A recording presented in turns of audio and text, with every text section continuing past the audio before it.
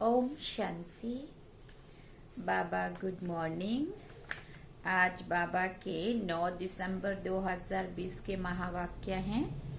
बाबा ने सार में कहा, मीठे बच्चे, जो संकल्प ईश्वरीय सेवा अर्थ चलता है उसे शुद्ध संकल्प व निर्संकल्प ही कहेंगे, व्यर्थ नहीं।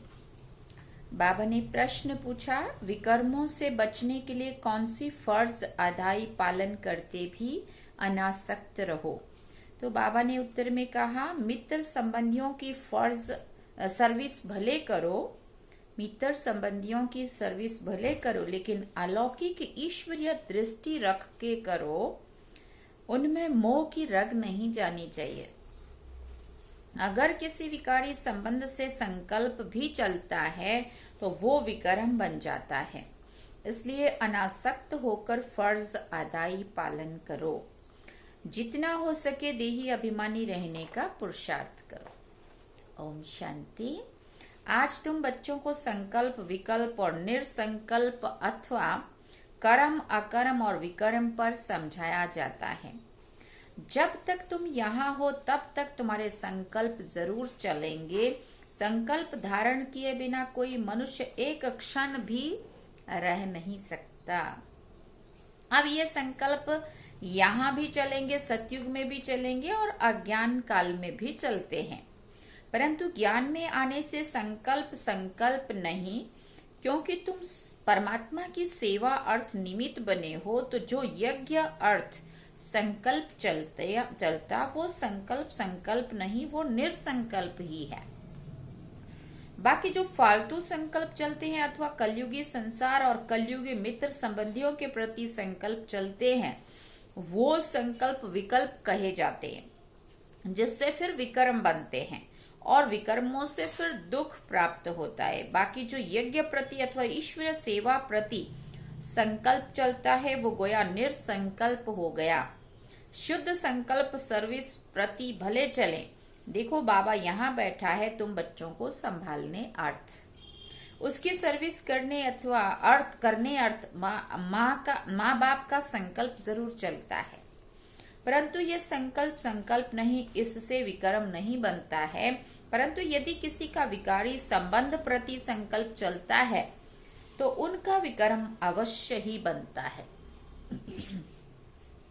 फिर बाबा ने कहा, बाबा तुम बच्चों को कहते हैं कि मित्र संबंधियों की सर्विस भले करो, परंतु अलौकिक ईश्वरीय दृष्टि से वो मोह की रग नहीं आनी चाहिए।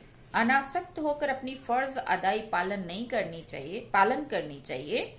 परंतु जो कोई यहाँ होते हुए, कर्म संबंध में होते हुए उनको नहीं काट सकते तो उनको फिर परमात्मा को नहीं छोड़ना चाहिए। हाथ पकड़ा होगा तो कुछ न कुछ पद प्राप्त कर लेंगे। अब ये तो हर एक अपने को जानते हैं कि मेरे में कौन सा विकार है। अगर किसी में भी एक विकार है तो वो देह अभिमानी जरूर ठहरा। जिसमें विकार नहीं वो ठहरा देही अभिमानी। किसी में कोई भी विकार है तो वो सजाएं जरूर खाएंगे, और जो विकारों से रहित है वो सजाओं से मुक्त हो जाएंगे। जैसे देखो कोई बच्चे हैं जिनमें ना काम है, ना क्रोध है, ना लोभ है, ना मोह है, डैश डैश। वो सर्विस बहुत अच्छी कर सकते हैं। अब उनकी बहुत विज्ञानमय अवस्था है, वो तो तुम सब भी वोट देंगे। अब ये तो जैसे मैं जानता हूँ वैसे तुम बच्चे भी जानते हो। अच्छे को सब अच्छा कहेंगे, जिसमें कुछ खामी होगी उनको सभी वही वोट देंगे। अब ये निश्चय करना, जिसमें कोई विकार है वो सर्विस नहीं कर सकते। वो जो विकार प्रूफ है वो सर्विस कर औरों को आप समान बना सकेंगे। इसलिए विकारों पर पूर्ण जीत चाहिए, विकल्प पर पूर्ण जीत चाहिए। ईश्वर अर्थ संकल्प को निर्संकल्प रखा जाएगा। वास्तव में निर्संकल्पता उसको कहा जाता है जो संकल्प चले ही नहीं, दुख सुख से न्यारा हो जाए। वो तो बाबा ने कहा, अंत में जब तुम हिसाब किताब चुकतू करके चले जाते हो वहां दुख सुख से न्यारी अवस्था में, तब कोई संकल्प नहीं चलता है। उस समय कर्म अकर्म दोनों से परे अकर्मी अवस्था में रहते हो। यहाँ तुम्हारा संकल्प जरूर चलेगा, क्योंकि तुम सारी दुनिया को शुद्ध बनाने अर्थ निमित्त बने हुए हो, तो उसके लिए तुम्हारे शुद्ध संकल्प जरूर चलेंगे। सतयुग में शुद्ध संकल्प चलने के कारण संकल्प नहीं कर्म करते भी कर्म बंधन नहीं बनता, समझा।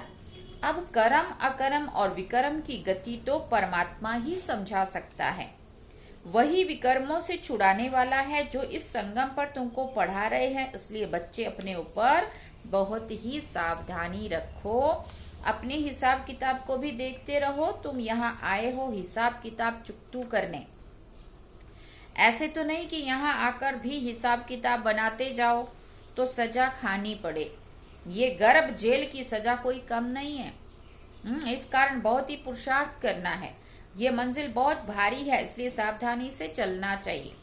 विकल्पों के ऊपर जीत पानी है जरूर।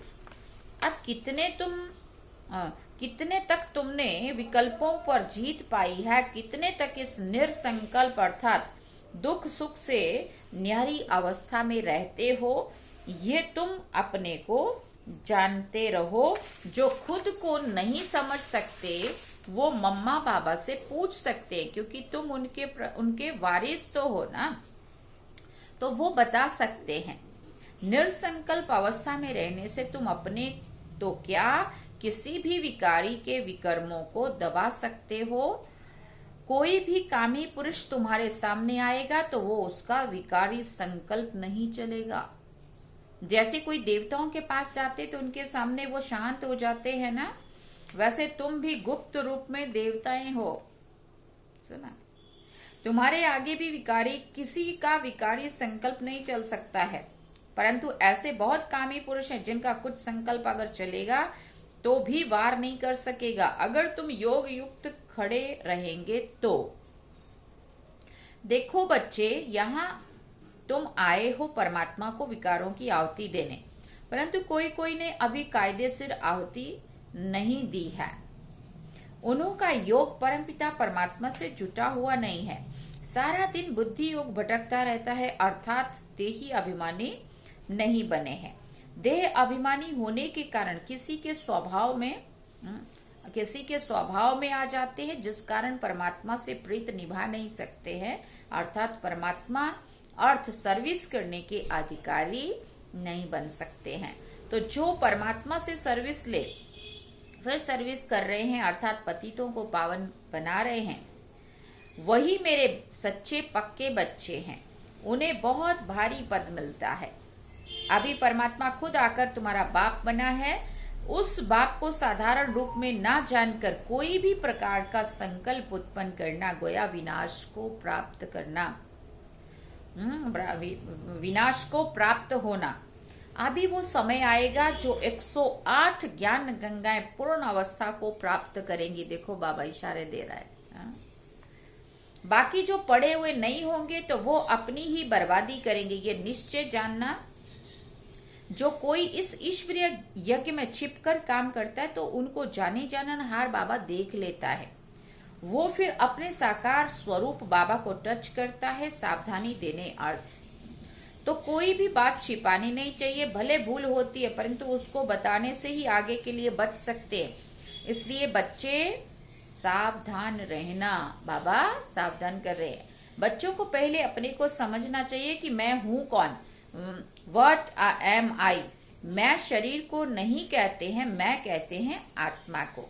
मैं आत्मा कहाँ से आया हूँ, किसकी संतान हूँ। आत्मा को जब ये मालूम पड़ जाए कि मैं आत्मा परमपिता परमात्मा की संतान हूँ, तब अपने बाप को याद करने से खुशी में आ जाए।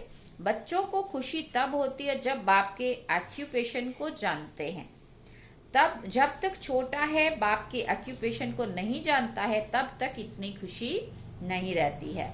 जैसे बड़ा होता जाता, बाप के ऑक्यूपेशन का पता पड़ता जाता, तो वो नशा और वो खुशी चढ़ जाती है। तो पहले उनके ऑक्यूपेशन को जानना है कि हमारा बाबा कौन है, वो कहाँ रहता है। अगर कहें आत्मा उसमें मर्ज हो जाएगी तो आत्मा विनाशी हो गई, तो खुशी किसको आएगी। तुम्हारे पास जो नए जिज्ञासु आते हैं ना, उनको पूछना चाहिए कि तुम यहाँ क्या पढ़ते हो। ऐसा उनसे प्रश्न पूछना चाहिए इससे क्या स्टेटस मिलती है? उस कॉलेज में तो पढ़ने वाले बताते हैं कि हम डॉक्टर बन रहे हैं, इंजीनियर बन रहे हैं, या सभी अपना अपना जिसको जैसा बनना होगा वो पढ़ रहे हैं। तो उन पर विश्वास करेंगे ना कि ये बरोबर पढ़ रहे हैं। यहाँ भी स्टूडेंट्स बताते हैं कि ये है दुख की दुनिया, जिसको नरक, हेल अथवा डेविल वर्ड कहते हैं।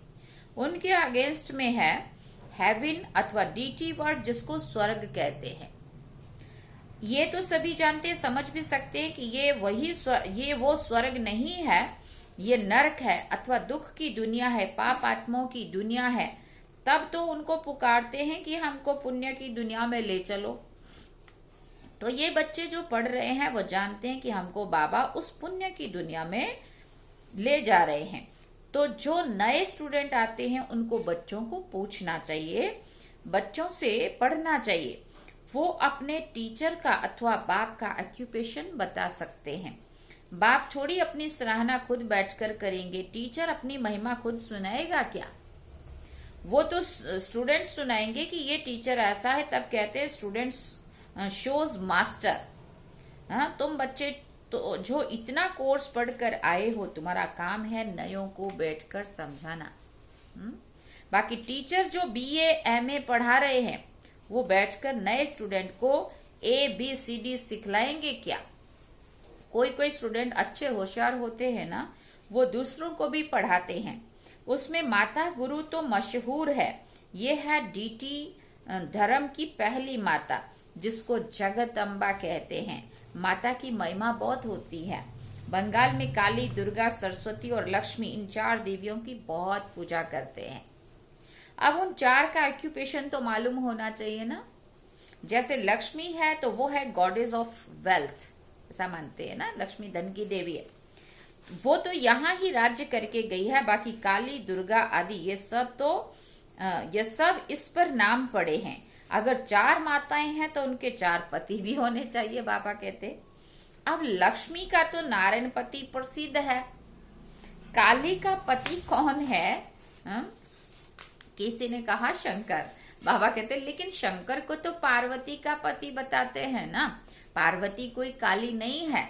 बहुत है जो काली को पूजते हैं, माता को याद करते, लेकिन पिता का पता ही नहीं है। काली का या तो पति होना चाहिए या पिता होना चाहिए, लेकिन ये कोई को भी पता नहीं है। तुमको समझाना है कि ये दुनिया एक ही है। जो कोई समय दुख की दुनिया अथवा दोजक बन जाती है, वही फिर सतयुग में बहिष्ठ अथवा स्वर्ग कहलाती है, बन जाती है। लक्ष्मी नारायण भी इसी ही सृष्टि पर सतयुग के समय राज्य करते थे। बाकी सूक्ष्म में तो कोई वैकुंठ नहीं जहाँ सूक्ष्म लक्ष्मी नारायण है। उनके चित्र यहाँ ही है तो जरूर यहाँ ही राज्य करके गए हैं।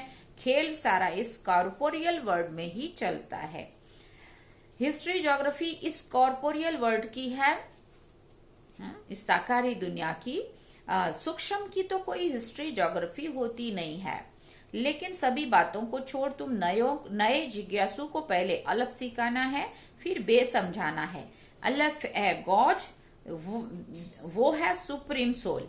जब तक ये पूरा समझा नहीं है तब तक परमपिता के लिए वो लव नहीं जागता है, वो खुशी नहीं आती है। क्योंकि पहले जब बाप को जाने तब उनके ऑक्यूपेशन को भी जानकर खुशी में आवे। तो खुशी है इस पहली बात को समझने में। गॉड तो एवर हैप्पी है, आनंद स्वरूप है। उनके हम बच्चे हैं तो क्यों नहीं हमें वो खुशी आनी चाहिए? वो गुदगुदी क्यों नहीं होती? I am son of God, I am ever happy master God. वो खुशी नहीं आती तो सिद्ध है अपने को सन नहीं समझते हैं। हम कह रहे हैं I am son of God, I am ever happy master God, ये कह रहे हैं। लेकिन अगर समझो कि वो खुशी नहीं आ रही है तो समझो हमने अपने को बाबा का बच्चा, उस गॉड का बच्चा समझा ही नहीं। God is ever happy but I am not happy, Baba कहते, क्योंकि फादर को नहीं जानते। God is ever happy but I am not happy. अगर हम ये महसूस कर रहे हैं कि वो तो सदा खुश है, सदा प्रसन्न है, लेकिन हम हमें वो खुशी नहीं है, हमें वो प्रसन्नता ही नहीं है। तो बाबा कहते हैं इसका मतलब हम अपने फादर को नहीं जानते हैं। बात तो सहज है, कोई कोई को ये ज्ञान सुनने के बदले शांति अच्छी लगती है, क्योंकि बहुत है जो ज्ञान नहीं उठा सकेंगे। इतना समय कहाँ है, बस इसी अलफ को जानकर साइलेंस में रहें, वो भी अच्छा है। जैसे सन्यासी भी पहाड़ों की कंदराओं में जाकर परमात्मा की याद में बैठते हैं, वैसे परमपिता परमात्मा की उस सुप्रीम लाइट की याद में रहें तो भी अच्छा है। उसकी याद से सन्यासी भी निर्विकारी बन सकते हैं, परंतु घर बैठे तो याद नहीं कर सकते ना, वहां तो बाल बच्चों में मोह जाता रहेगा, इसलिए तो सन्यास करते हैं। होली बन जाते तो उसमें सुख तो है ना। सन्यासी सबसे अच्छे हैं, आदिदेव भी सन्यासी बना है ना। ये सामने उनका मंदिर खड़ा है जहां तपस्या कर रहे हैं। गीता में भी कहते दे के सभी धर्मों का सन्यास करो। वो सन्यास करके जाते तो महात्मा बन जाते। गृहस्थी को महात्मा कहना बेकायदे है। तुमको तो परमात्मा ने आकर सन्यास कराया है। सन्यास करते ही हैं सुख के लिए, महात्मा कभी भी दुखी नहीं होते। राजाएं भी सन्यास करते हैं तो ताज आदि फेंक देते हैं। जैसे गोपीचंद ने सन्यास किया तो जरूर इसमें सुख है। अच्छा, मीठे मीठे सिकिल दे बच्चों प्रति माता पिता बाप दादा का याद प्यार और गुड मॉर्निंग। रूहानी बाप की रूहानी बच्चों को नमस्ते। हम रूहानी बच्चों की रूहानी माता पिता बाप दादा को दिल व जान सिकवा प्रेम से याद प्यार, गुड मॉर्निंग, नमस्ते, थैंक्स बाबा जी। अवधारणा के लिए मुख्य सार है। पहला पॉइंट, कोई भी उल्टा कर्म छिपकर नहीं करना है। बाप दादा से कोई भी बात छिपानी नहीं है, बहुत बहुत सावधान रहना है। दूसरा पॉइंट, स्टूडेंट शोज मास्टर, जो पढ़ा है वो दूसरों को पढ़ाना है। एवर हैप्पी गॉड के बच्चे हैं, इस स्मृति से अपार खुशी में रहना है। वरदान है, हर आत्मा को ऊंच उठाने की भावना से रिगार्ड देने वाले शुभ चिंतक भव। हर आत्मा के प्रति श्रेष्ठ भावना अर्थात ऊंच उठाने की अथवा आगे बढ़ाने की भावना रखना अर्थात शुभ चिंतक बनना। अपनी शुभ वृत्ति से शुभ चिंतक स्थिति से अन्य के अवगुण को भी परिवर्तन करना। किसी की भी कमजोरी व अवगुण को अपनी कमजोरी समझ वर्णन करने की बजाय व फैलाने की बजाय समाना और परिवर्तन करना, यह है रिगार्ड। बड़ी बात को छोटा बनाना, दिल शिकस्त को शक्तिवान बनाना, उनके संग के रंग में नहीं आना, सदा उन्हें भी उमंग उत्साह में लाना, ये है रिगार्ड। ऐसे रिगार्ड देने वाले ही शुभ चिंतक हैं। स्लोगन में बाबा ने कहा, त्याग का भाग्य समाप्त करने वाला पुराना स्वभाव संस्कार है, इसलिए इसका भी त्याग करो। त्याग का भाग्य समाप्त करने वाला पुराना स्वभाव संस्कार है, इसलिए इसका भी त्याग करो। अच्छा, ओम शांति। ये है आज के बाबा के महावाक्य। बाबा ने सार में कहा, मीठे बच्चे, जो संकल्प ईश्वरीय सेवा अर्थ चलता है उसे शुद्ध व निर्संकल्प ही कहेंगे, व्यर्थ नहीं। हम सबने बाबा की मुरली सुनी। आज बाबा ने संकल्पों के बारे में ही मुख्य बात सुनाई। हाँ, कोई भी सेवा अर्थ आपका संकल्प चल रहा है, ईश्वरीय सेवा अर्थ, तो उसको निर्संकल्प बताया। और अगर देहधारियों के प्रति कोई संकल्प चल रहा है, बाबा ने कहा भले लौकिक संबंधियों की भी सेवा करो, लेकिन मोह की रग नहीं जानी चाहिए। हाँ, उनमें वो जो संकल्प है वो उनके प्रति नहीं चलने चाहिए, नहीं तो उसको फिर निर्संकल्प नहीं कहेंगे। चलो अभी हम बाबा को याद करते हैं। ओम शांति।